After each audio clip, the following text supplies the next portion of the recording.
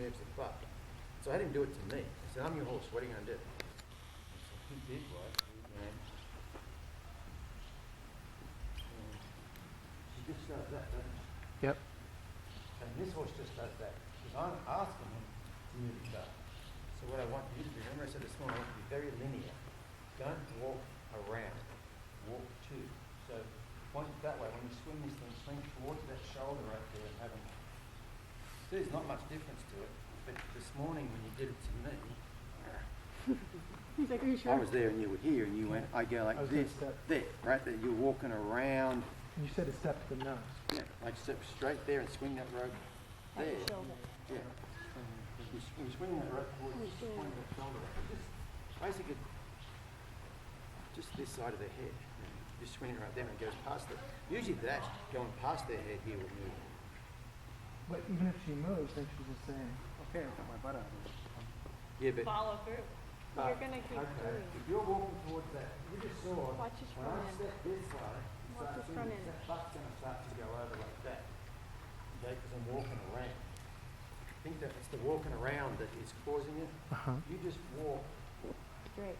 point, Watch walk his front here, feet. right there. As soon as that front end Be moves, left. and what I don't want you to do is try to get your horse to go around like that. So we're not trying to lunge. Not at first. But eventually we will. Settle down there, Melissa. First thing this horse has to think about this. Direction before impulsion. Okay? So your horse is not pointing in the right direction. And you're trying to get it to move.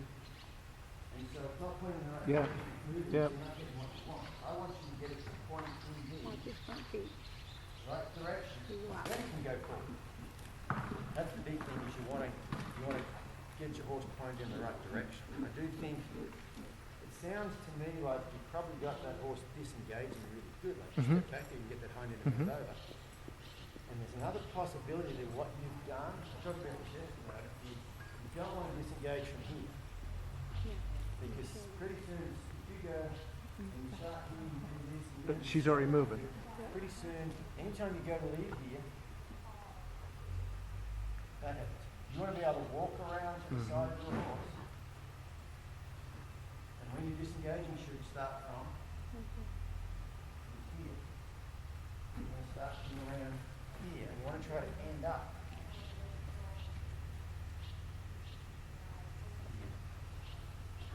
I haven't seen, I don't know about that bit about your horse, but usually that's what causes the issue you're having is this part here is no man's land. When you go from here to here, you're not asking them, you're not disengaging them. Or, they shouldn't think this means go. This really should mean a whole lot. Because you've got to come put your saddle on. So you've got to be able to approach it, put your saddle on.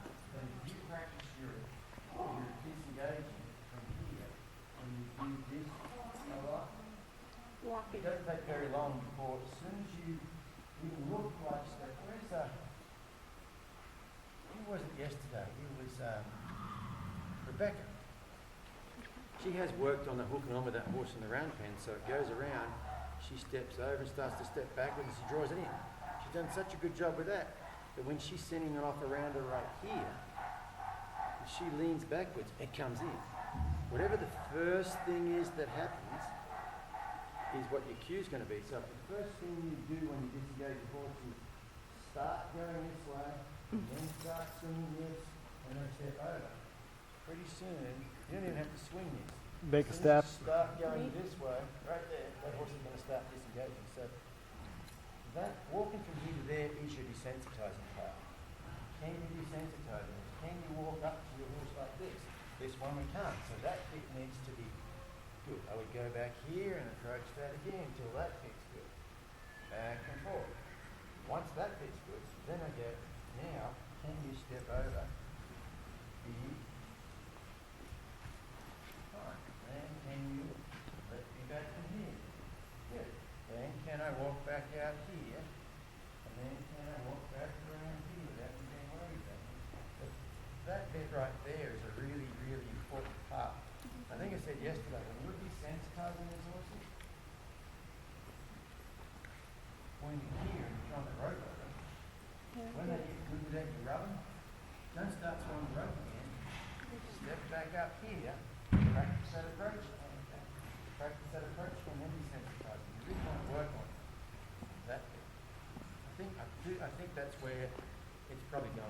I thought he was reading I thought when you cock your head, I thought that's what he's reading, but he's really reading your first step. Well, if you do this, if you start to walk around there, then cock your head immediately, you take 2 steps, cock your head, swing your rope. 2 steps, cock your head, swing your rope. 2 steps, cock your head, swing your rope. Pretty soon when you start to take 1 step, I know what's coming. When I'm doing that disengagement, the first thing I'm doing, if I'm starting here, I do that, followed by that, followed by that. I don't do that followed by that, because pretty soon, every time I take a step, it is the precursor to disengaging. And that's probably the right thing you just had an epiphany. I think you're like, like whatever the first thing you do is, eventually it's going to be the only thing you'll have to do. Back up. I mean, just that little, whatever it is. Yeah, whatever, it doesn't matter if it's that. You do that, and then you do that, and eventually you do that, and off they go. If the first thing you do is this, I've seen this before.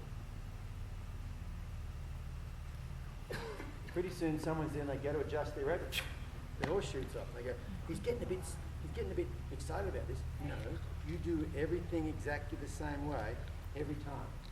You adjust your rope, you point, you step, you swim. Pretty soon you adjust your rope, and your horse leaves, and you complain about why he's doing it. It's because you do it the same every time. What you're going to do, if you're going to adjust your rope, adjust it. Don't adjust it. I mean, I don't want to do that because it's kind of giving a bit of a signal, but subtle stuff like that, they really, really, really recognise that. Body They're way language. more sensitive than what you think. They're not more sensitive than what I think. Well, I I know mean, they're what you would Yeah. imagine. And this licking right now? Him licking and stuff? Right, he's like, He's up, that means I'm uptight. no, that means he's got over being uptight. He was uptight. He was worried about what I was doing with him. When I kind of turned and looked at you, he's like, Thank God he's gone. oh, that's over. Yeah, a lot of people will say that to me, like they're way more sensitive than you're given credit for. And the other one I hear is they are way more logical than we give them credit for. Horses are very logical, and if you can be logical about how you apply stuff, hey, you can get along with them really well. But if you're illogical about how you apply stuff or inconsistent with how you apply things, that's when you get the... Because like I said about the touching the black target and the white target, they don't want to get it wrong. They want to be... That's why you see a herd of horses and you don't...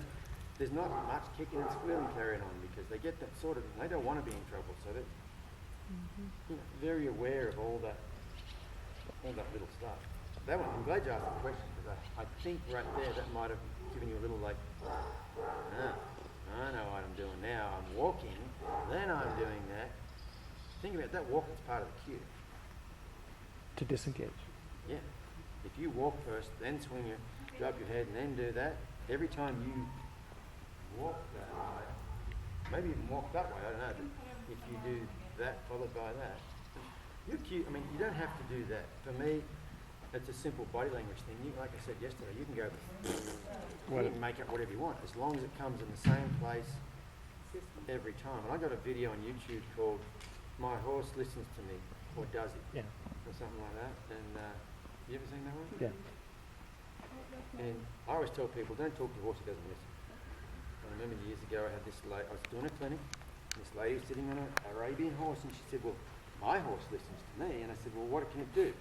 She goes, I can ask it to walk, trot, canter, stop, back up. And I said, okay. You're sitting still right now, so why don't you just ask it to back up? She goes, okay. So she pulls on the reins, rocks back in the saddle like this, and goes, back, back, back. And I said, well, that's very good. I've never seen a horse back up just off someone's voice before. I'd stand corrected. But because your horse backs up just off your voice, you don't need to pull on the reins. So just leave the reins sit on your horse's neck. She goes, okay. Back, back, back, back, back. And that horse does take a step backwards. I'm like, that's amazing. You've totally busted the myth for me. I thought horses couldn't actually listen to people's voices. But because your horse backs up off your voice and not off your weight, what I want you to do right now is close your arms, fold your eyes, and sit perfectly still and ask her with the back. And she goes, okay. And she goes, back, back, back, back, back. No, Celeste, why aren't you backing? She thought her horse was backing up off her voice when she pulled on the reins and right back. So I was telling this story to someone one day at this little day of lessons, private clinic sort of thing, and this lady said, well, I've taught my horse to do certain things. I said, okay, what can it do? She goes, in the round pen, I can say walk, trot, and canter, and well, and it'll do all those. And I said, okay. How'd you teach that? She goes, well, I would say walk, and then I would, okay, perfect. You have taught your horse to do it. Most people will do this. Back, and think the horse backs up. Now, if you could teach a horse to back up when you say back, if you said back and then made it back up, instead of doing them both at the same time. So this lady said, yeah, my horse can do that. And I said, yeah, well, horses, you know, they say horses can only learn 7 to 9 words, whereas dogs it's 47 to 49, something like that. She goes, oh no, my horse knows way more than 7 to 9 words. And I'm like, really? Like what? And she goes, oh, see, I can go out there in the pasture and I can take the blanket out in the pasture and I can say, put your head in the blanket, and he'll put his head in the blanket. Or I can say, get in the barn, and he'll go in the barn. I can say, pick up your foot, and he'll pick up his foot. I said, really? And she goes, yeah. I said, can you tell me those 3 things again? She said, yeah, I can say, put your head in the blanket, and he'll put his head in the blanket. I can say, get in the barn, and he'll get in the barn. And I can say, pick up your foot, and he'll pick up his foot. I said, really? Okay, so your horse listens to what you say. She goes, yeah. I said, okay, this is what I want you to do when you go home. I want you to take the blanket out there, because both times you said those 3 things, you said, put your head in the blanket, get in the barn, pick up your foot. So what I want you to do is I want you to go, get in the barn, and see if he puts his head in the blanket or goes in the barn. I want you to say, pick up your foot, and see if he picks up his foot or goes in the barn. And then I want you to point to the ground and say, put your head in the blanket, which is laying over there, and see if he picks up his foot or puts his head in the blanket. And she went, her face went white from here on down. All of a sudden she went, shit, he doesn't listen to what I say. There is a body language thing involved in it. And she actually thought a horse would put its head in the blanket because she would put its head in the blanket. But when I said to her, do that and say, go get in the barn, and she went, and all of a sudden she just realised, I thought my horse did it. Now, I'm not saying you can't teach your horse 7 to 9 words. Have you ever seen, who's from Oregon? No, no, I'd have.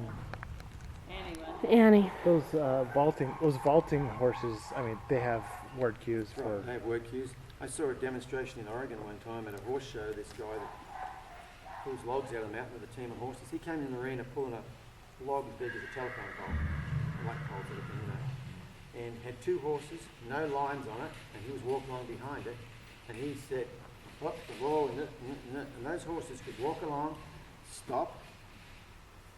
The one on this side would step over, the other one would step over the log, and then they would both back up, and they could back that log around All in off a of verbal circle cues. that way. They could step over there, they both tried to pass over the log, they could back it around that way. They could walk a circle and leave the end of the log in one spot and walk it around itself both ways. Now, you couldn't say, trot over there, back 3 steps and go sideways. I mean, there's only so many things they could do, but they could do them really well. I got talking to a trainer from Australia about this, and he's been around those logging teams quite a bit, and he said, yeah, they've taught verbal cues, but you should see what happens to them if they don't listen. Yeah, there's a pretty strict repercussions to it. Most people, and it's not that your horse can't learn words. Most people think that horses know words. They go, whoa. So my horse stopped and I said, whoa, no, you pulled first. You might notice when I was talking about teaching those horses to stop on the fence, you ride along, you say, whoa. Then you turn them into the fence. Whoa. Then turn them into the fence. And after a while you ride along and say, whoa, and we're going to turn them into the fence. But If you think about it, that's really not how in herd behavior, that's not really, horses don't, they don't communicate by Verbally. voice very much. they don't communicate by voice at all. Well, if one squeals at another one, they kind of know there's a kick. Yeah, okay. That's probably about it. But people There's go, not very much. But what about the one that whinnies to the other one? The one that whinnies to the other one is not saying, move 3 feet to the left. It's saying, I wish I was over there with you. You know, horses, when they're verbal, are communicating how they feel. They are not asking not a the horse command. to do something. But body language So, is huge. yeah, so if you want to talk to your horse and you say, I'm not very happy today, that's great. If you want to turn to your horse and say, I want you to pick up a right lead now, they're not going to. And name calling